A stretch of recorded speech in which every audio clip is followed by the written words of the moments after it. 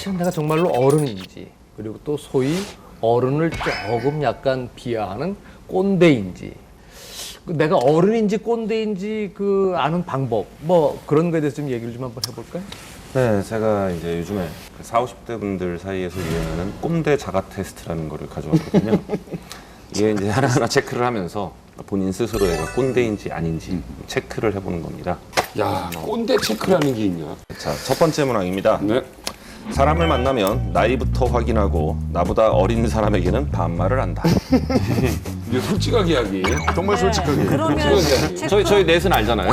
솔직하게 하기. 그럼 왜 안 들어요? 솔직하게, 솔직하게. 솔직하게. 나는 바로 만나면은 안에 조금 지나면은 얘기해. 저 처음 봤을 때 말 놓으셨잖아요. 아니 그때는 우리가 이제 어쩌다 어른을 한다고 그러니까 서열 정리한다고 그래서 우리끼리 운동 모임에서 처음 그래, 봤을 때 형님. 경서가 일단 그래. 바이크 몇 년식이냐고 물어본 다음에. 아 형님 이게 뭐냐면요.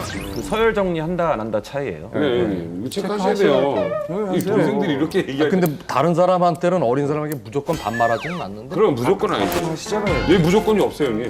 그 알았어 그럼. 했어. 하나라도 나 꼰대야.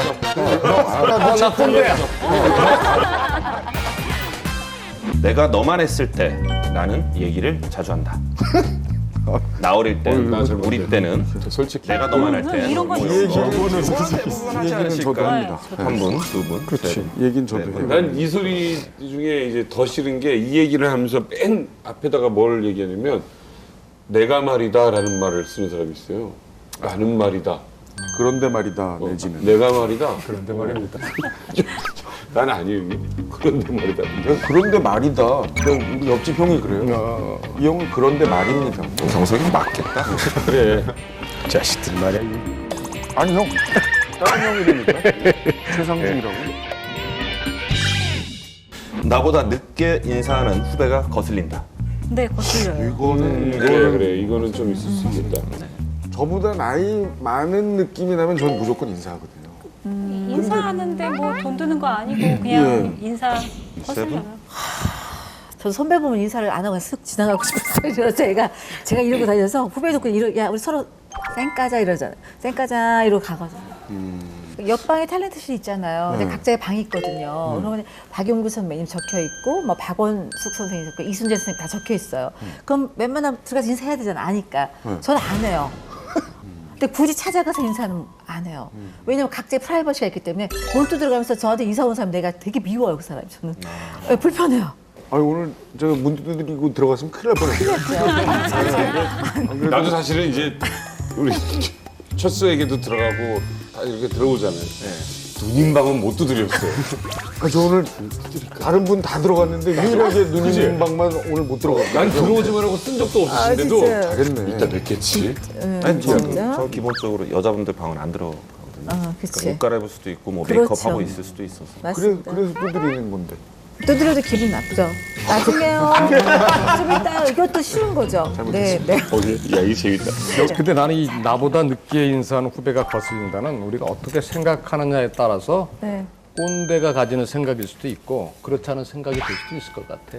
제가 볼 때 상중이 형님은 아니실 것 같아요. 상중이 형 항상 아니, 나도 보면 옛날에는 먼저 그랬지. 반갑게 인사를 해주시기 아, 때문에. 옛날에는 그랬어. 그랬는데 이제 점점점 트렌드가 변해가면서 이게 꼭 뭐 후배가 먼저 인사하고 선배가 인사를 먼저 받고 이런 게 중요하지 않는 거라고 맞아요. 그냥 변하게 된 네. 거기 때문에 네. 내가 먼저 인사할 수도 있고. 네. 여기 조연출이 해병대 후배였는데 첫 주에 인사를 안 했죠. 두 번째 주에 해병 아닌가? 이 녀석 너 해병이었어? 몇 기야? 너 왜 인사 안 했어? 몇 기야?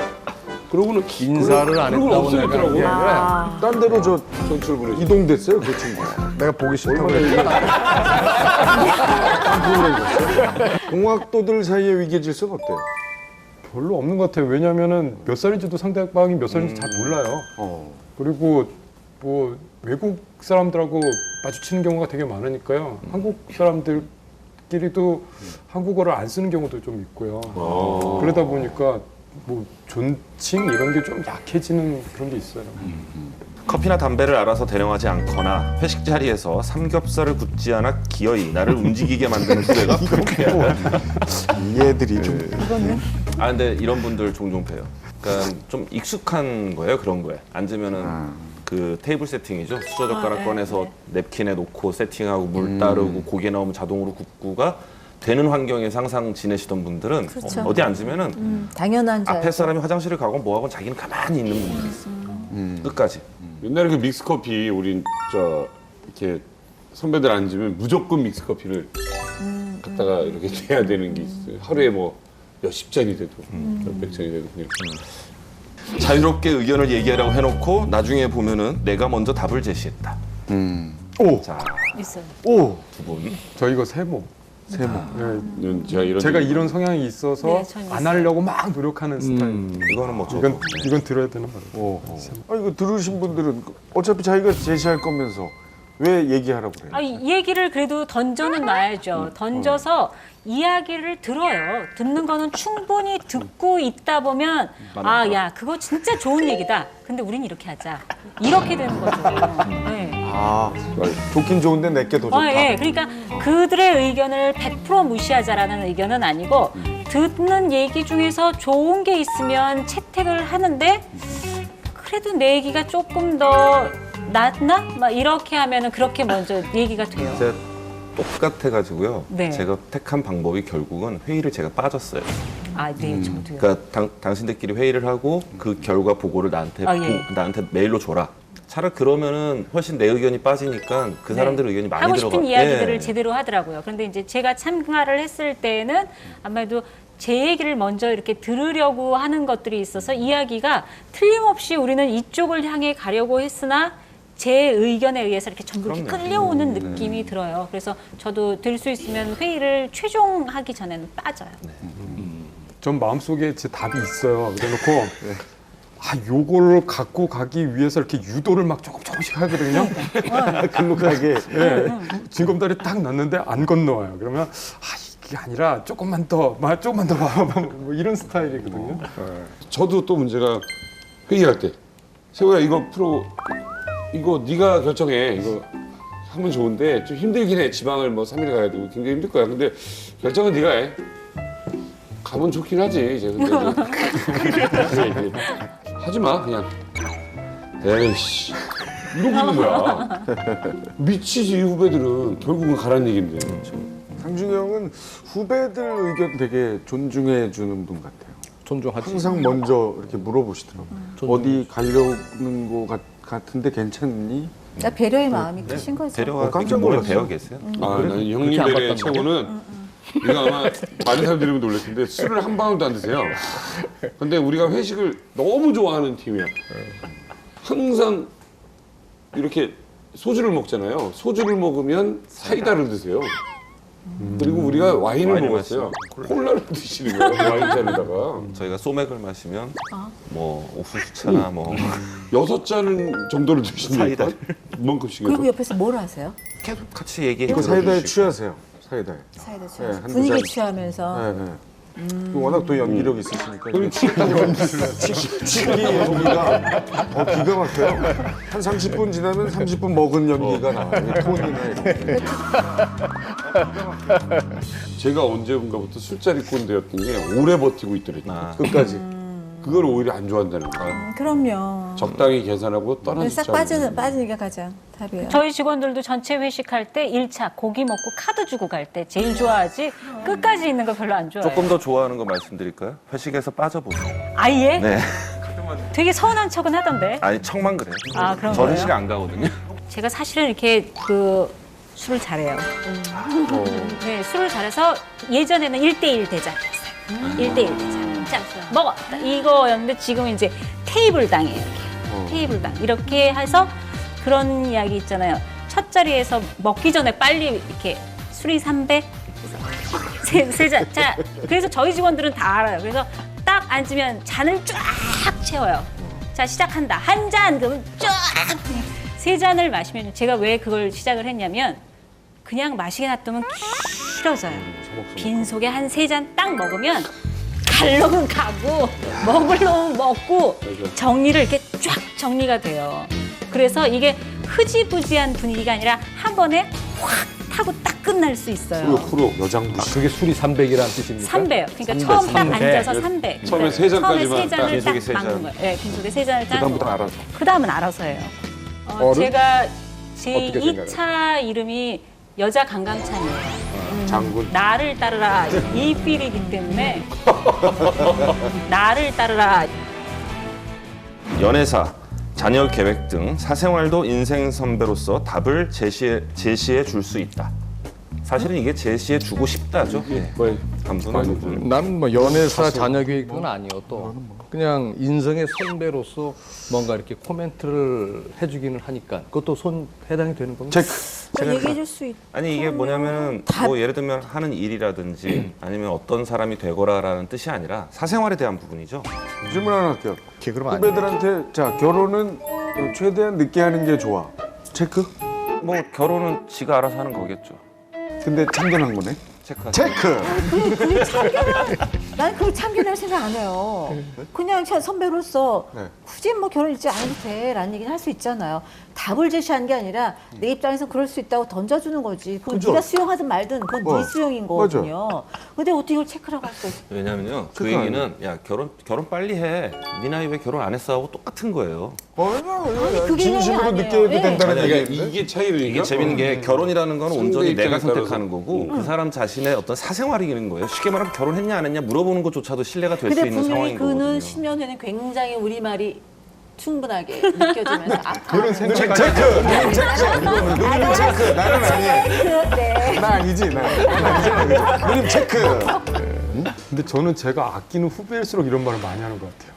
그렇지. 야, 너 씨 그렇게 하면 안 돼, 마. 막 이러면서. 안타까운 마음에 선배로서 얘기해 주는 거죠. 그러니까 그게 점점 그런 후배가 많아진다는 게 문제인 거예요. 그래서 이런 거에 대한 구분이 하나 애매하다는 거지. 그래. 이게 과연 이게 꼰대처럼 들리는 것이냐 아니면 아 정말 내가 존경하는 선배고 내가 좋아하는 형이니까 이런 얘기를 해주는구나. 예를 들면은 이제 우리나라는 이제 만나서 뭐 좀만 얘기를 하다가 아직 이 사람하고 나하고 만난 지 1시간도 안 됐고 전혀 알지도 못하는데 근데 결혼했나요라는 얘기가 자연스럽게 나오고요.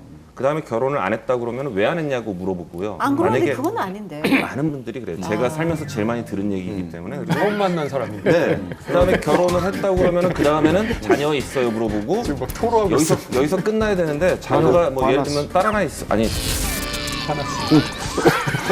네, 계속 뭐 말씀하세요. 딸 하나 있어요 그러면 아들 하나 낳아야죠. 이런 것들이 언어 폭력이란 얘기예요. 내 의견에 반대한 후배는 인정은 하지만 기분이 나쁘다. 이거는 뭐 살짝 나쁘잖아. 사람인지라 살짝 나쁜데. 기분이 좋을 순 없지. 인정하면서도 살짝 기분은 나쁘죠. 티를 안 내서 그렇지. 상주 형님은 난 아니야. 인정은 안 하지만 기분이 안 나쁘지. 인정 안 하고 인정도 안 하고 인정을 안 하고 기분이 안 나쁘지. 이게 더 체크 아니에요? 아웃이지 아웃 걔는. 완전 더블 체크하시네. 그렇죠. 나는 인정하고 아 그럴 수 있겠다. 왜냐하면 사실은 요즘 뭐 흔히 그런 얘기들 하잖아. 아이돌 아이들이 뭐 나와서 연기를 하면 네. 발연기다 뭐하다 이런 얘기를 많이 하는데 나는 그 부분을 사실 나쁘게 안 보거든. 분명히 그 친구들도 지금 내가 갖고 있지 못하는 어떤 그 감정을 표출할 때가 있다고. 난데 그런 걸 보면은 아, 그 참 저런 것도 쟤네들은 하는구나라고 인정을 해주지. 그렇다고 해서 내가 못하는 걸 걔네한테 했다고 그래서 되게 기분 나쁜데 그렇지는 않거든. 그거보다는요. 그러니까 형님이 야, 이 부분에서 감정선을 이렇게 살리는 게 좋을 것 같은데 그랬는데 아닌데요? 그예요. 이런 거요. 그 선배님 그거 아닌데요? 선배님 이렇게 하지 말고 저한테 좀 맞춰주세요. 이럴 제가 때 이러면 어떡하겠어요, 어떠세요? 기분이. 아 그럴 경우에 뭐 그럴 경우에는 기분이 나쁘죠. 체크예요.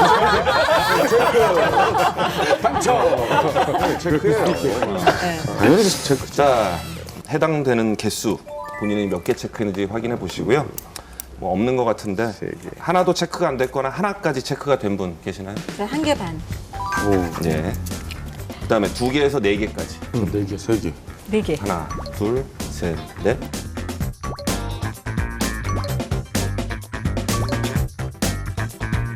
지금 현재 꼰대 싹이 트고 있습니다. 싹을 빨리 짓밟아야 되겠는데? 자, 그 다음에 5개에서 7개가 저기요. 꼰대 경계 경보가 발령되었습니다. 주의하세요. 주의하세요. 뭐 우리 중에는 없지만 8개 이상인 분들은 꼰대로 인정하세요 라고 나와 있네요. 느낌에는 김산준 MC님이 꼰대가 가장 셀것 같은데 전혀 안 쓰는. 의외로 안 그러세요. 이렇게 해서 있을 아, 여기 이제 지금 그건 뭐 선입견이니까 그런 거에 대한 얘기는 꼰대가 되지 않기 위해서 어떤 노력을 하는 게 좋을지, 어떻게 노력하면 될지. 저는 뭐 무엇이 있어요? 기본적으로 계속 들으려고만 노력을 해요. 뭐 말을 줄이고 귀를 열으려고 노력은 많이 하거든요. 그래갖고 특히 이제 제 직업이 이 수학적인 모델을 만들어서 대입시키고 그거를 실험해보고 이런 거잖아요. 그런 상황을 계속 연출을 해요. 상대방을 머릿속으로 모델링하고 내가 저 사람 입장이라면 이렇게 대답을 하고 이렇게 말을 했을 거야 라는 거를 계속 머릿속으로 시뮬레이션 돌리려고 노력을 하거든요. 근데 조금 효과가 있는 것 같아요. 그런 거를 했을 때 후배나 그 나이 어린 친구들이 조금 더 가까워지는 듯한 느낌을 들거든요. 저는 젊은 친구들 어울리는데 저는 절대 안 가요. 그 자리를 아니 그래서 꼰대 소리 안 들으려고. 그 얘기가 아니라 저기 맞지 뭐 어떤 모임이 됐든 작업을 하든 끝나잖아요. 그러면 항상 회식을 하는데 저는 참석을 안 해요. 그래서 그냥 니들끼리 놀아. 뭐 또 그다음에 2차 간다. 노래방 가서 노래합시다. 니들끼리 난 실컷 노래했어 무대에서. 예, 저는 다 빼는 스타일이에요. 제발 부르지 말라고. 근데 그 얘기는 이제 꼰대가 되지 않기 위해서 노력하는 게 아니라 꼰대 소리 듣지 않으려고 노력하는. 아니 제가 혹시 그게 그럼 싫어요. 안 친해지고자 하는 노력 아니에요? 아, 그게 재미가 없어요. 저한테는 그 회식 자리가 재미가 없어요. 아, 저를- 재미가 없었어. 후배들을 배려하는 게 아니라 재미가 배려하는 건 없으셔. 없고 본인이 제가 싫어서. 개인적으로 뭐 싫으면 말아야죠. 뭐. 기본적으로 내가 가서 불편하겠다는 건 알죠. 내가 가면 쟤네들 불편하고 편하지 않겠다는 걸 알기 때문에 그래서 저는 아예 안 가요. 그 인간관계는 별 문제는 없으시죠? 저 같은 경우에는 어찌 보면 트렌드 리더라고 저희를 지칭하잖아요. 그러니까 무엇인가 저희가 조금 빠르게 가야 해요.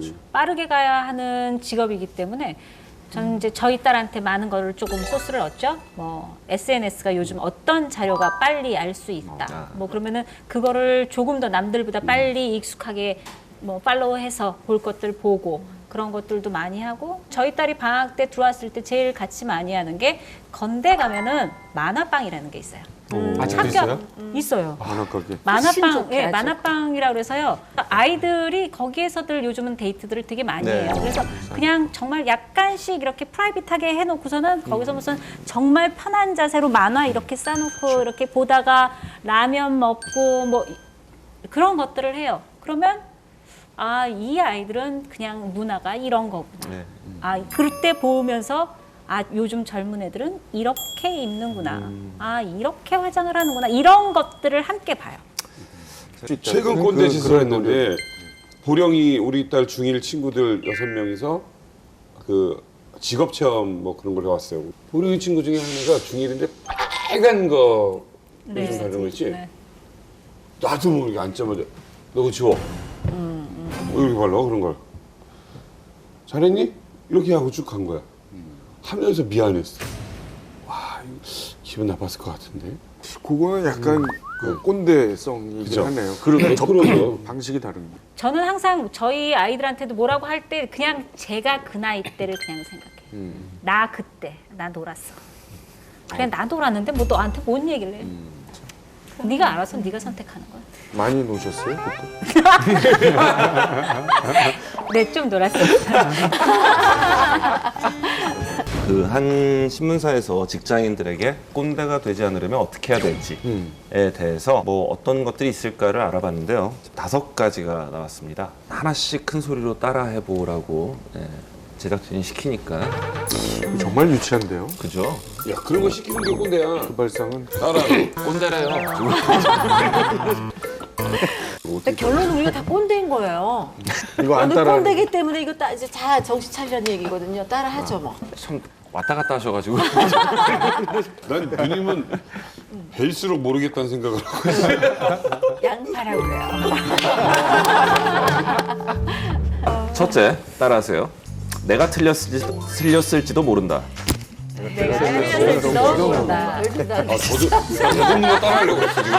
뭐야. 죄송합니다. 내가 자, 들었을지도 모른다. 내가 바꿀 수 있는 사람은 없다. 그때는 맞고 지금은 틀리다. 말하지 말고 들어라. 답하지 말고 물어라. 존경은 권리가 아니라 성취다. 성취다.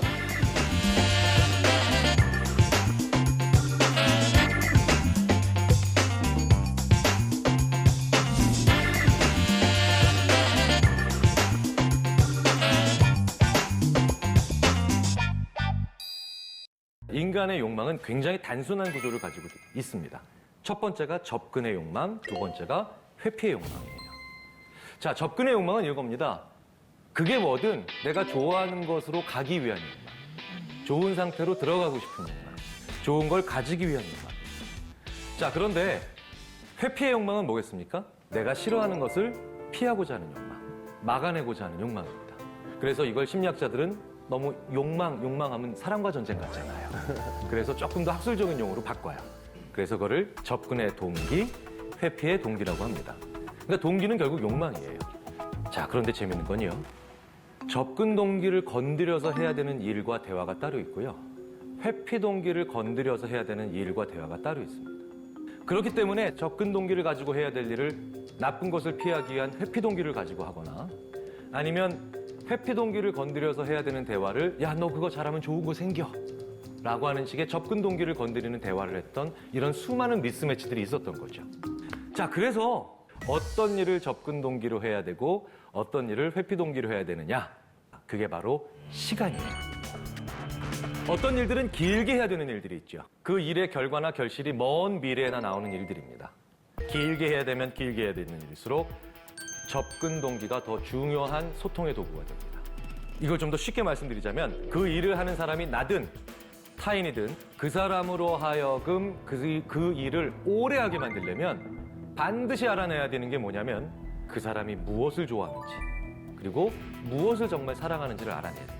그래서 그걸 만나기 위해서 혹은 그걸 이룩하기 위해서 열심히 하자라고 이야기를 해주셔야 설득으로서 효과가 유의미해지고 일의 결과도 좋아집니다. 자, 그런데 반대로요. 지금 당장 움직여서 해야 되는 일들이 있죠. 일의 결과도 금방 볼 수 있는 것들입니다. 이런 것들은 회피 동기가 더 중요한 소통의 도구입니다.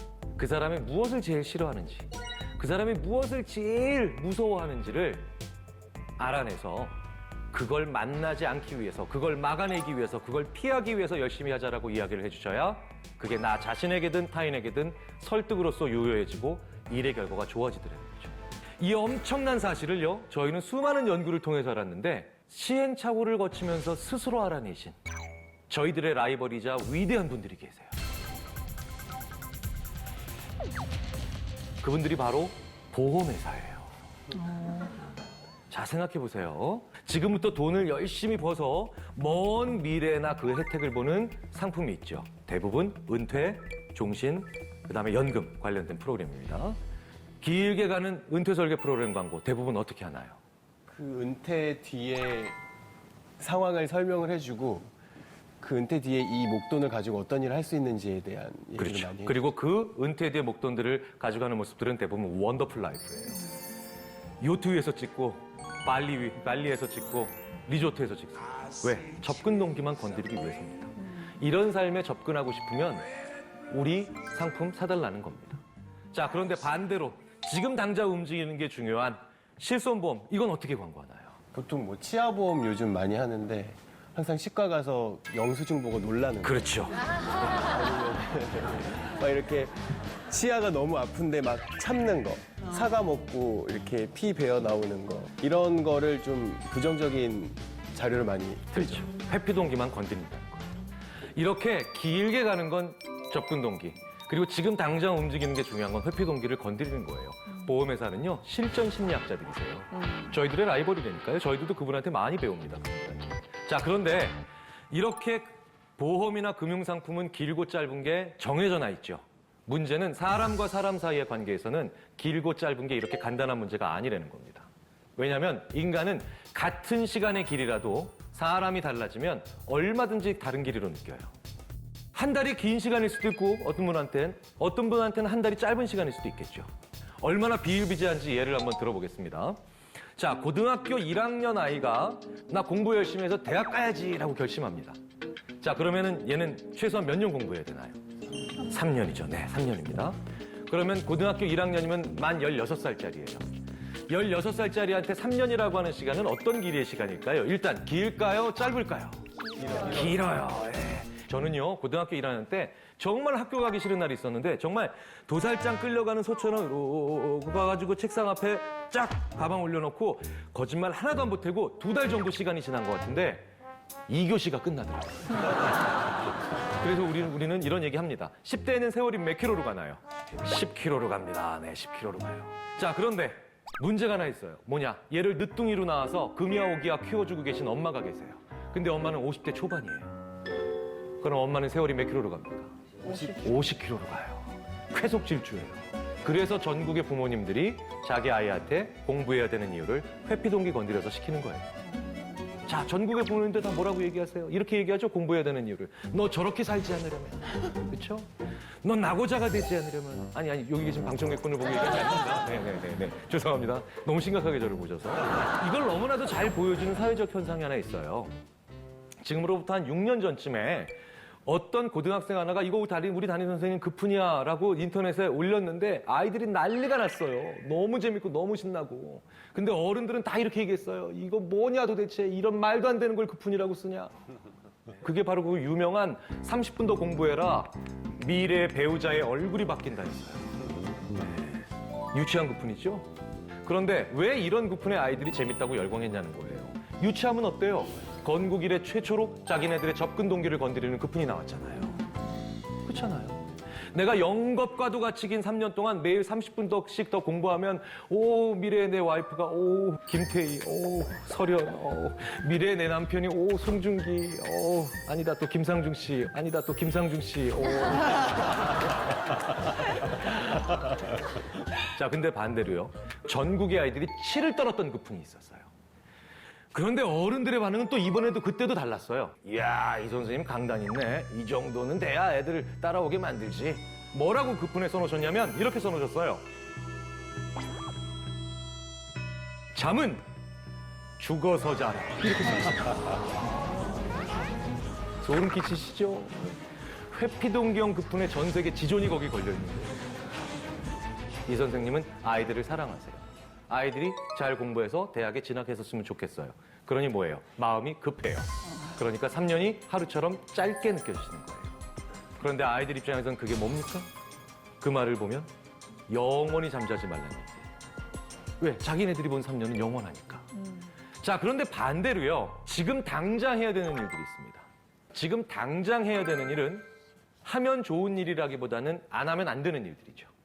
그리고 안 하면 안 되는 일들은 좋은 걸 가져오기 위한 성격보다는 나쁜 결과를 막아내기 위한 성격이 더 강합니다. 말 그대로 회피 동기죠. 이때 접근 동기를 건드리면 오히려 될 일도 잘 안 됩니다. 전국의 수많은 부모님들이 이래서 아이들 예방주사를 못 맞히죠. 저도 그래서 예방주사 못 맞힌 적 있습니다. 예방주사 왜 맞나요? 병을 회피하기 위해서 지금 당장 맞아야 되잖아요. 예전에 아이가 예방주사나 이런 거 안 맞겠다고 땡깡 필 때 이완희 씨 보통 어떻게 얘기하고 맞추셨나요? 뭐 사주겠다. 사주겠다. 예, 이현희 씨께서는 보통 어떻게 하실 건가요? 이거 안 맞으면 아파. 네, 아파. 그러니까 뭐 사주겠다. 예, 대부분 이래서 예방주사를 못 맞히시는 거예요. 뭐냐면 특히 뭐 사주겠다는 절대 아닙니다. 제 딸 이름이, 첫째 딸 이름이 시원이에요. 시원이. 10년도 더 전에 얘 시원이 예방주사 맞힙니다. 이때 제가 당연히 안 맞겠다고 발버둥 치겠죠. 땡깡 필 겁니다. 저도 이렇게 얘기했어요. 시원아, 너희 예방주사 맞으면 네가 좋아하는 곰인형 사줄게. 이렇게 얘기하면요, 아이들 반응은 둘 중에 하나가 나옵니다. 첫 번째는 이거예요. 싫어 주사는 안 맞고 곰인형만 가질 테야. 뭐 이런 거. 이기적으로 변하는 거죠. 두 번째 스타일은 뭐냐면 뭘 사주겠다고 얘기했는지도 기억을 못 하는 거예요. 아예 안 들은 거예요. 그래서 제가 절치부심한 끝에 2달 후에 다른 예방주사 맞힐 때 뒤에 문장을 이렇게 곰인형인 접근 동기가 아니라 회피 동기로 바꿔봅니다. 시원아, 너희 예방주사 맞을래? 아빠한테 더 세게 맞을래? 아이를 때리라는 의미로 드리는 말씀 절대 아니에요. 절대 아니에요. 이 아이 때리시라는 게 아니죠. 뭐냐면 지금 당장 해야 되는 예방적 성격의 일을 어떤 사람한테 시킬 때는 네가 그걸 잘하면 네가 좋아하는 걸 줄게. 이렇게 접근 동기를 건드리면 상대방이 혼란스러워합니다. 이때는 그걸 잘 해내지 못하면 네가 치르는 대가가 이런 게 있어라고 훨씬 더 구체적으로 생각하게 만들어 주셔야 되는 거죠. 그래서 이런 면에서 봤을 때 이완희 씨께서는 완벽한 오답을 얘기하신 거고요. 그다음에 이현희 씨께서는 그래도 한 70점쯤 되는 답을 하신 건데 네가 아파가 아니라 너 조금 있으면 아파. 네. 자, 이렇게 길게 가는 건요. 접근 동기고 지금 당장은 회피 동기입니다. 그런데 지금도 전 세계 수많은 리더, CEO, 부모, 선생님들께서 이걸 거꾸로 하고 계시죠. 그 결과가 뭐겠어요? 바로 실패와 갈등인 거예요. 만약에 어떤 사람과 갈등 겪고 계시거나 어떤 사람과 일이 잘 협조가 안 된다고 계시면 이 일의 종류나 이슈나 사안만보다 더 중요한 게 있을 수 있습니다. 그게 뭐겠습니까? 그 사람과 내가 같은 시간을 다른 길이로 느끼고 있는 거예요. 그거부터 먼저 알아보시면 의외로 갈등이나 아니면 이슈는 쉽게 해결되는 경우가 굉장히 많습니다. 저도 듣다 궁금한 네. 게 생겼는데요. 저희가 접근 동기와 회피 동기를 미스매치를 자주 한다고 하셨잖아요. 근데 아이를 칭찬할 때는 어떤 식으로 칭찬하는 게 효과적인지. 일단 칭찬은요, 결과가 아니라 노력에 해야 됩니다. 결과에 칭찬하면 재능에 칭찬을 하게 되는 거고, 그리고 재능에 칭찬을 하게 되면 아이들은요, 어떤 일의 결과가 나빠질 것 같은다, 혹은 점수가 나쁠 것 같다라고 생각하면 그 점수 나빠지는 게 결국 자기 IQ 나쁘다는 거를 얘기하는 게 셈이 되기 때문에 노력을 안 해서 그 결과를 더 나쁘게 만들려고 하는 유혹에 빠집니다. 자, 똑같이 두 학생들이 기억력 검사를 받고 있는데 이쪽에 반에 들어가서는 선생님이 이렇게 기억을 잘하네? 너 머리가 좋구나 라고 재능에 칭찬을 해요. 그런데 똑같이 기억력 검사를 받고 있는데 다른 친구들한테 너 참 노력을 많이 했구나 이렇게 노력의 칭찬을 합니다. 자, 그런데 중간에 선생님이 퇴장하세요. 그런데 선생님이 살짝 답이 있는 답안지를 슬쩍 보이게 남겨놓고 돌아가십니다. 나가세요. 머리가 좋구나와 같이 재능에 칭찬받았던 친구들은요, 대부분 부정행위 합니다. 왜? 내 머리가 나쁘다는 걸 증명하고 싶지 않거든요. 그런데 노력에 칭찬받았던 친구들은 더 이상 기억이 안 나도 부정행위 안 합니다. 왜? 난 노력을 칭찬받았기 때문에 이젠 결과가 더 안 좋아져도 나는 크게 내 자존심 상하는 게 아니거든요. 아이를 망치시려면 재능에 칭찬하라고 하는 얘기가 있죠. 그런데 아이로 하여금 좋은 행동을 많이 하게 하려면 노력에 칭찬을 해야 됩니다. 결과가 어떠냐에 따라서 아이들의 생각이 극단적으로 바뀐다는 거죠. 자, 이게 첫 번째고요. 두 번째는 인격에 칭찬을 해야 된다라고 보통 얘기를 합니다. 아이가 바람직한 행동을 했어요. 그러면 어머 이렇게 잘했네 이게 아니라 어머 시원이 너 잘했네 너 바른 아이네 이렇게 사람을 칭찬하라는 거예요. 왜냐하면 우리는 무언가에 대해서 그 사람이 밉거나 싫으면 그 사람 인칭 대명사를 빼게 돼 있어요. 생각해 보세요. 내가 굉장히 미운 사람이 프로젝트를 성공했어요. 그러면 우리는 이렇게 얘기합니다. 그 프로젝트가 성공했다고. 그런데 내가 좋아하는 사람이 그 프로젝트를 성공했다. 그러면 걔가 그 프로젝트를 성공시켰다고 얘기를 합니다. 자, 그러니까 뭐예요? 어떤 차이점이죠? 사람이 들어가고 안 들어가고예요. 인격이 들어가야 칭찬입니다. 그래서 어떤 일이 잘 됐는데 오우 잘했어. 이게 아니에요. 이 일을 잘한 너는 좋은 아이야. 이렇게 칭찬이 들어가야 되죠. 그렇죠? 그리고 세 번째, 의도하지 않은 반사적 행동을 칭찬해야 됩니다. 아무리 못된 아이라도요, 자기 앞에 사람이 넘어지려고 그러면 순간적으로 하고 받쳐요. 받아줘요. 이건 뭐예요? 내가 의도하지 않은 거예요. 반사적인 거예요. 반사적인 행동을 칭찬하게 되면요, 사람들은 내가 어떤 의도가 없었기 때문에 자연스러운 행동을 칭찬받았다고 생각을 합니다. 그런데 지금 생각을 많이 하고 도우셨어요. 그럼 가끔 이런 생각이 드실 때가 있을 거예요. 내가 이거를 원래 마음이 좋아서 돕는 거야. 아니면 이걸 돕고 난 다음에 칭찬받으려고 그러는 거야. 아니면 이걸 도와서 내가 또 뭔가 원하는 게 있는 거야. 사람 머리가 복잡해지죠. 그런데 내 머리가 단순해진 상태에서 어떤 행동을 했는데 거기다가 그 틈을 놓치지 않고 칭찬을 해버리면 사람은 순간적으로 나 좋은 사람이구나. 나 바른 사람이구나. 나 품행이 방정한 사람이구나. 이렇게 생각을 하게 돼요. 그게 바로 그 다음 좋은 행동을 하게 만드는 원동력이죠. 자, 세 가지를 기억해 주십시오. 재능이 아닌 노력에 칭찬하시고요. 일어난 사건이 아닌 인격에 칭찬하시고요. 의도가 아닌 반사적인 행동을 칭찬하시면 사람들은 그 자체로서 이제 칭찬받을 만한 그런 좋은 사람들이 돼갈, 특히 아동의 경우는 그럴 일들이 많아지죠. 늙음이랑 죽음이란 테마는 사실 잘 얘기를 안 하죠. 병원에 가보셨죠? 장례식장 같은 경우는 제일 구석진 곳, 그리고 쓰레기 처리하는데 의료 그 폐기물들 처리하는 근처에 주로 있어요. 간혹 가다 요새 와서는 한두 개가 지하에 있지 않고 지상으로 올라온 경우는 있지만 대개. 오늘 태어난 수만큼 굉장히 많은 사람들이 죽고 있는데 태어난 건 엄청나게 축하를 받고 있고 죽어가는 거는 몇 명이서. 심지어 그런 사람도 많이 봐요. 상갓집에 왜 애를 데려가냐. 그래가지고 외로운 자리 이렇게 되어 있거든요. 근데 길게 보면 아시잖아요. 오늘 태어난 만큼 오늘 죽고 있고, 그리고 더더군다나 우리 같은 경우는 출산율이 현저히 떨어졌으니 아마 오늘로만 따져도 오늘 돌아가신 사람들이 오늘 태어난 사람보다 많을 거예요. 이게 나이 순인가요? 빨리 죽을 순서인가요? 빨리 죽을 순서인가요? 그러네. 너 진짜 제가 먼저 갈게요. 감사합니다. 전 진짜 늙음은 저 어릴 때 리차드 기어를 보면서 희끗희끗한 머리가 너무 멋있어 보이더라고요. 제 머리가 하얘지는 모습을 보면서 와 나도 이제 늙어가네. 약간 뿌듯하더라고요. 그런 마음속에 요 근래에 백내장이 오고 자꾸 목 디스크가 오고 자꾸 이제 어디가 아파요. 제가 머리가 하얗고 외모적인 것만 늙은 거에 대한 공경을 했지 자꾸 아프다 보니 죽을 때 길게 아파서 돈을 많이 쓰고 죽으면 안 될 텐데 그냥 이런 현실적인 생각을 좀 합니다. 솔직히 죽음에 대해서. 우리나라 착한 남자들의 하나의 전형이시죠. 자기 아픈데 돈이 많이 들어가는 건 온당치 않다. 예. 이 돈이 애기들한테 돌아가야 되겠다. 예. 자기 죽음이라는 것을 저렇게까지 생각하시면 성숙한 거예요. 지금 거의 뭐 저 정도면 거의 스님이시죠. 거의 스님이시죠. 되게 저는 늙음의 좀 안 좋은 점을 이렇게 생각했어요. 나이 많으신 분들은 되게 변화하기 싫어하신다. 그런 안 좋은 특징이 머릿속에 있었는데요. 문득문득 제 안에 어른들의 나쁜 점이 이제 조금씩 보이는 거예요. 나도 변화하기 싫어하는 것 같고 안 될 거야라는 생각도 할 때도 있고 내 자신에 대해서 어떻게 해야 그렇지 않게 늙을 수 있을까? 죽음은 어때요? 죽음이요? 죽음은 생각 별로 안 하시죠, 젊으셔서. 죽음은 사실 네 아직은 막 와닿지는 않아요 많이. 저는 아들이 하나 있는데요. 너무 힘든 거예요, 육아가. 그래서 작년과 다르게 체력도 좀 떨어지고 눈가 주름도 좀 진해지는 것 같고 아 내가 점점 늙어가고 있구나라고 생각이 드니까 좀 속상하더라고요.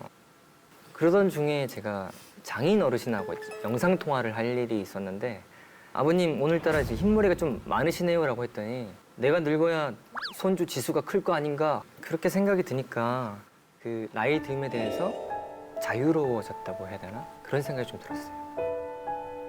일단은 저 늙음부터 좀 얘기를 좀 해야 되는 것 같은데 자본주의 아시죠? 특히 산업자본. 산업자본이란 게 뭐냐면 공장에서 물건을 만들어서 신제품을 만드는 거예요. 여러분들 스마트폰 같은 거 있잖아요.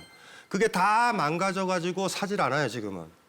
이전에는 낫 있죠, 낫. 낫 있으면 낫을 언제 바꿀 것 같아? 사용 못하면 바꿨잖아. 예. 지금은 예를 들어 옷은 언제 바꿨어요, 옛날에는? 못 입게 되면 바꿨다. 근데 여러분들 지금 옷이 몇 개나 있죠, 집에? 신발도 몇 개나 있죠? 신상품이니까 사는 거예요. 산업자본의 핵심이 뭐냐면 그래서 모던한 사회다라는, 모던이라는 말이 모데르나라는 라틴어는 새롭다라는 소리야. 새로움이 이제 존중이 되는 거죠. 예전에는 마을에 무슨 일이 있었잖아요. 아주 특이한 일이야. 한 번도 마르지도 않았던 호수가 말랐어. 농사도 짓고 밥도 먹어야 되는데. 그러면은 어른 찾아가잖아요, 어른. 촌장들이 짝짝짝짝 가면 어른이 이렇게 앉아가지고 허리 이렇게 구부러질 어른 있잖아요. 이렇게 말도 못 알아들으면. 그래서 거기 족장이 딱 가서 이렇게 인사를 하죠. 마을에 이장 같은 사람이. 어르신, 지금 마을에 우환이 있어요. 이런 일이 없었는데 최근 1, 20년 동안 물이 완전히 말랐어요. 그러면 그 어르신이 이런다가 그러니까 지금으로부터 약 80년 전에 이런 일이 있었다. 그때 마을에 제일 예쁜 여자아이를 뒤쪽 산 동굴에 있는 곰한테 던져줬더니 비가 왔다. 그러면서 봤죠? 예. 왜요? 제일 많이 겪었던 사람이야. 변하지 않아요. 아이가 딱 태어나면 나이 들어서 성장하고 결혼하고 그 할아버지처럼 죽어. 그러면 그 주기를 제일 많이 겪은 게 어르신들이야. 순환이에요, 이렇게. 봄, 여름, 가을, 겨울, 봄, 여름, 가을, 겨울, 봄, 여름, 가을, 겨울. 60번 겪었던 사람과 20번 겪었던 사람 중에 누가 더 지혜로워요? 60번. 왜냐면 예외도 다 겪었으니까. 그때 어른들이 존경받아요. 자본주의가 들어오면서 문제는 뭐냐면 어른들이 존경을 못 받아. 왜냐면 주 타켓이 젊은 사람들이에요. 새로운 걸 좋아하는. 여기 저 나이 드신 분들 있죠? 전자제품 사보셨지? 전체 설명서를 다 보실 수 있는 사람 손 들어봐. 그거는 젊은 것들만 가능해요. 우리는 간략 설명서를 봐. 보는 것 자체가 귀찮은데. 어디 여행 가면 놀라운 일이 벌어지는데 스마트폰 있죠. 스마트폰이 소리가 똑같아. 왜냐하면 우리 세팅을 못해요. 그래서 내전한 줄 알아. 재밌는 게 있어요. 그래서 우리 저 돌아가신 아버님이 제일 힘들었었던 게 뭐냐면 할아버지시잖아. 그러니까 이제 바둑을 좋아하셔요. 그래가지고 그 당시에 컴퓨터에 게임이 있었어요. 게임. 그래서 가르쳐드려서 사이트에서 제 이름으로 다 등록을 이렇게 해가지고 요게 아이디예요. 요거 치세요. 그래서 아이디도 저장해놓고 이랬는데 아버님이 안 하세요. 못 하시더라고. 더블 클릭이 안 되셔. 더블 클릭은요 축복받은 능력이야. 이거 될 것 같아요? 어르신들 이거 안 돼요. 이걸 연습을 많이 시켜야 돼. 더블 클릭. 그리고 나중엔 되셨어요. 되셔가지고 이제 사이트에 가서 하고 바둑 프로그램은 이렇게 지면은 자기 등급이 떨어지거든. 그래서 저희 아버님은 컴퓨터를 끄고 도망가시고 상대방 아저씨가 저한테 전화를 걸어. 제 이름으로 돼 있으니까. 그렇게 매너 없이 그런 인간이 어딨냐고. 그래서 죄송합니다 어르신. 저희 아버님한테 연락하지. 도망가지 좀 마. 저희 아버님이 컴퓨터를 못할까? 따라가기가 힘든데 제품을 그렇게 만들질 않아요. 자본주의가 들어오면서 구매력이 제일 좋은 게 젊은 사람들이야. 그래서 학원에 애들이 많이 가잖아요. 그러면 연예 프로들이 밤으로 가. 예능 프로가 뭐가 중요해요? 예능 프로 앞뒤에 있는 CF들이 더 중요하지. 아침에 할머니들이 보는 그 프로 있잖아요. 아침 프로. 새벽 6시, 7시. 거기 제품들 보신 분 있어요? 젊은 사람들이 보는 거는 이렇게 청소기 선전을 하잖아요. 청소기 가지고 뭐 잘 빨린다 이런 거 아니잖아. 행복한 얼굴로. 이것만 살면 사랑받은 부인이 될 것 같아. 근데 아침 프로는 뭔지 아세요? 어른들의 세계는 청소기로 볼링공을 들어요. 흡입해서. 이래야사 어른들은. 근데 돌아보면 그렇잖아. 왜 볼링공을 청소기로 들어? 그냥 들지. 처음에 이 옷 좋다 저 옷 좋다 해서 패션 뭐죠 연예인이 이거 입고 하니까 멋있다 막 이래서 막 사들이다가 나중에 어느 순간에 오지. 속았다. 어떨 때는 미니스커트, 어떨 때는 긴 거. 5년 지나면 다시 미니스커트로 돌아와. 색깔도 바뀌는 거 알죠? 그러니까 그걸 한 번 겪으면 이런 거야. 그래, 이 옷으로 11년 뒤면 요거 새롭다. 많이 겪으니까. 그러니까 젊은 친구들은 다 새로운 거예요. 나이 드신 분들은 물건을 많이 써봤기 때문에 가소비를 안 하셔. 이게 의미 없다. 그러니까 우리의 집중은 뭐냐면 여러분 젊은 사람들한테 간다고. 어차피 구매력이 있는 사람들이 이 사람들이니까. 약간 이제 늙었을 때 새로운 문물을 받아들이면서 젊은 분들과 함께 같이 살아가기 위해서는 어떻게 소통해야 되는지에 대해서는 좀 얘기해 주시면 좋을 것 같은데. 정직이죠. 그러니까 기회를 젊은 세대들한테 줘야 돼요. 내가 잘하리라는 편견을 버려라. 나 못해. 그걸 부끄러워하지 않아야 돼요. 그러니까 가장 큰 문제가 아는 척하는 거잖아. 예? 자기는 할 수 있는 척. 그래서 이 세상에 제일 지혜로운 사람, 많이 배우는 사람은 이제 모르면 모른다고 해요. 많이 배워도 난 그거 몰라. 이건 네가 좀 해줘. 왜냐하면 충분히 있죠. 도와줄 용의가 있는 사람들이거든. 근데 다 아는 척처럼 그런 거 뭐 할래 지가 뭐 이런 거나 못하면서 자기한테 정직하게 모든 인간관계에서 소망스러운 관계를 맺으려면 아는 척 그렇게 하면 안 돼요. 제가 옛날에 이제 봤었던 제일 슬픈 얘기가 뭐였냐면 아버지가 심장병이 있었어요. 아들은 이제 바깥에 돈을 벌고 아버지는 이제 옛 고향에서 살고 있는 거죠.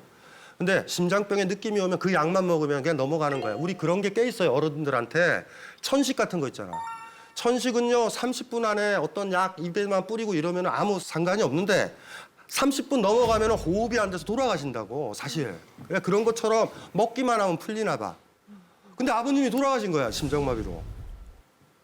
아들이 이상하죠. 갑자기 이제 경황 중이라 상은 지내놓고 아버님 돌아가신 집을 이렇게 돌아보는 거야. 약은 어디로 갔지? 아무래도 약이 없어요. 그래서 이렇게 가봤지. 그랬더니 포석이라고 그러죠. 포석. 이렇게 저 잔디 있는데 이렇게 돌 올려놓는 거. 저쪽에 보니까 포석이 하나가 이렇게 들려있는 거야. 이렇게. 그러니까 열어봤더니 거기 약병이 있어. 아버지가 그걸로 포석으로 깨시려고 그랬어. 왜 깨시셨을까? 거기 병에 이렇게 쓰여 있었어. 눌러서 돌리세요. 글을 못 읽으시는 분이야. 어른들이 이 세계와 새로운 제품이라든가 이런 거 볼 때는 그런 느낌이에요, 다. 그래서 우리 사회에 있어서는 늙음이라는 게 무능력하고 못하고 이런 사람으로 규정이 된다고. 근데 까먹지 마요. 저도요, 처음에 스마트폰 나오고 옛날에 PC 나오고 이랬을 때 있잖아요. 저 젊었었다고. 그때 잘했었어. 여러분들은요, 쓰기 편하게 PC라든가 스마트폰에 보면 OS 체계가 갖춰졌죠. 클릭만 하면 되지. 우리는 그런 시대가 아니에요. 우리는 컴퓨터에 프로그램을 짰던 세대라고. 근데 지금은 아무 의미가 없어. 그냥 윈도우 화면이도 무슨 화면이 그냥 뜨고 편하게 클릭하면 되잖아. 그렇죠? 시간이 지나면서 그렇게 변하는 거예요. 그래서 우리 시대에 와서만 늙음이라는 게 쓸모없는 사람, 지혜롭지 못하는 사람, 뭐든지 다 자식한테 물어봐야 되는 사람, 귀찮은 사람이 된 거예요. 부모님들이 여러분들한테 물어볼 때 있어요, 분명히. 이거 어떻게 해? 그럴 때 여러분이 너무 쉽게 그러죠. 엄마 이거 이렇게 엄마 보고 만지게 해야 되는데 여러분이 해서 주잖아요. 구박하면서. 그럴 때 어머니가 느낌이 어때? 이런 젠장을 들어서 못하겠다. 그러면 나중에 버거덕거리는 거야. 사지도 못하고 여러분이 물건을 사줘도 그냥 가지고만 계시는 거야. 그래서 어느 순간 나이 드신 분이 이렇게 돼. 늙으면 짐이 된다. 애들한테 물어보지도 않는다고.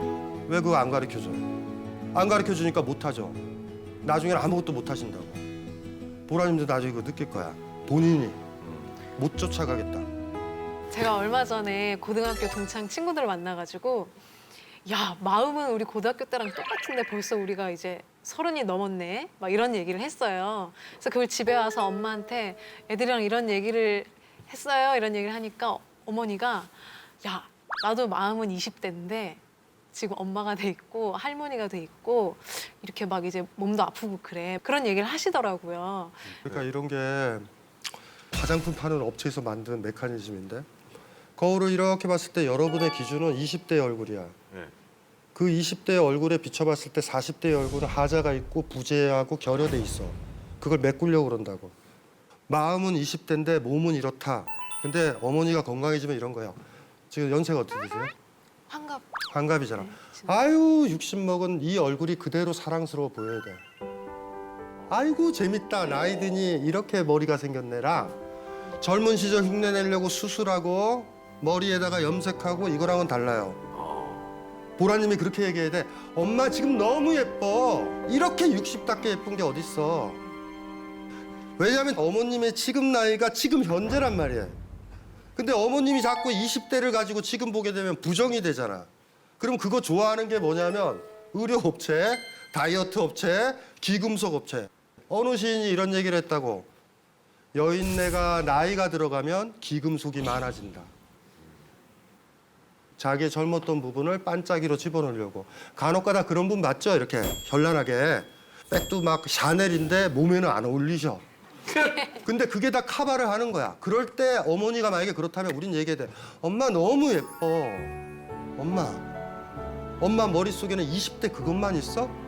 10대도 있었고 50도 있고 60도 있고 엄마 70도 있는 거야. 그걸 그대로 방치하면 70대시면 더 슬퍼하지서. 자기를 부정해. 60에 할 거를 하셔야 되잖아. 근데 거울을 보면서 하자가 보이는 거지. 그래서 그렇게 얘기했을 때 어머님이 내 마음은 20대인데 몸은 이렇다 그럴 때 엄마 와 이 주름 근사하다. 나도 나이 들면 이런 주름이 생길까라고 얘기를 해줘야죠. 제 제자 중에 제일 감명 깊었던 제자가 이러더라고요. 강의장에서 다른 강의장 가려고 KTX 타러 가는데 픽업을 해줬어. 근데 그분이 저한테 이러는 거예요. 선생님 60 먹은 여자의 맨 얼굴 보셨어요? 이거예요. 화장도 안 하셨어. 그닥 좋지는 않았어요. 제가 봤을 때. 화장했으면 좋겠어. 근데 제가 좋아하는 건 안 부끄러운 거예요. 아, 근사하다. 그분을 간혹 보고 싶어요. 또 보면 그럴 거야. 더 나이 드셨으니까 4, 5년 전이니까 선생님 65세 된 여자의 맨 얼굴 보셨어요? 아유 어제 본 내 얼굴도 좋고 오늘 본 내 얼굴도 좋네. 아 10년 지나서 내 얼굴 보면 얼마나 예쁠까? 아 나이 드는 게 이런 거구나. 이런 거. 나이 드는 건 저주가 아니니까. 그러니까 칭찬을 많이 해주셔야 돼. 엄마 진짜 너무 예쁘다. 나도 그런 나이 될 수 있을까? 그렇게 예쁠 수 있을까? 이랬으면 좋겠어요. 그 영화 보셨나요? 최근에 나 다니엘 블레이크 컴퓨터로 들어가서 실업수당 이런 거를 하려고 그러는데 이게 안 되시는 거야. 그래서 찾아갔더니 거기 있는 사람이 해주면 되잖아. 해주면 안 된대. 그 컴퓨터를 배워서 하래. 나중에는 화가 나가지고 벽에다 써요. 나는 다니엘 블레이크다. 그래서 영화 제목이 나 다니엘 블레이크야. 거기 봐도 자본주의 발달한 영국에서 한 할아버지가 어떤지 300년 전만 해도 나이 들었다라는 건 최고의 지혜였어. 그런데 300년 전서부터 지금까지는 어떻게 된 거냐면 신제품을 쓸 수 있는 게 젊은 사람이야. 신제품이 나왔다라는 건 무슨 소린지 알죠? 내가 가진 것들이 낡았다라는 거야. 이 시대이기 때문에 늙어간다라는 게 저주받고 무능력하고 무기력하다고. 자, 그런데 그럴까라는 거죠. 기계 제품과 관련돼선 그러할지라도 여러분이 큰 인생사가 겪었을 때 그때가 오면 아버님, 어머님이 얼마나 강렬한 사람인지 그때 아실 거예요. 나 같으면 미치고 팔짝 뛸 일인데 얘야 진정해라. 이건 이렇게 하는 거다. 그때가 올 거야. 그 영역도 또 있어. 그거 알 때쯤 되면 또 그 자식도 늙었다. 스마트폰 잘 못 만질 때. 얼마나 부모님들이 위대해요. 할아버지, 할머니, 부모님한테 할아버지, 할머니도 다 떠나보냈잖아. 여러분들은 죽음을 몇 분이나 보내봤어. 여러분들 할아버지, 할머니는 여러분보다 수십 배 더 많이 보냈다고. 더 많은 상처를 겪었고 전쟁 못 겪었잖아요. 전쟁이 어떤 건지도 할아버지, 할머니들한테 배울 수 있지. 얘들아, 전쟁은 일어나면 안 된다. 전쟁은 승자도 없다. 이 얘기를 할 수 있는 사람들. 사실 그런 어른들만 제대로 계시면 저 같은 사람이 필요 없어요, 사실. 제가 어쩌면 그 역할을 하는지도 몰라요. 그 할아버지들, 그 할머니들, 돌아가셨던 분들의 이야기들 있잖아요. 그 얘기를 하고 있는지도 모를 것 같다. 자기 삶에서 가장 중요한 일들은 여러분들 나이 드신 분, 늙은 사람들 손을 잡을 것. 기계 제품이나 이런 외적인 것들은 여러분들이 잘 만질지라도 그래서 서로 교환했으면 좋겠어. 내가 새로운 제품을, 새로운 약병을 그분들한테 가르쳐주고 그분들한테는 삶의 지혜를 배우는 식으로. 그리하면 우리 사회에 어떻게 되냐면 늙음이 결코 부패의 느낌은 아닌 거야. 무능의 느낌은 아니게 될 거예요.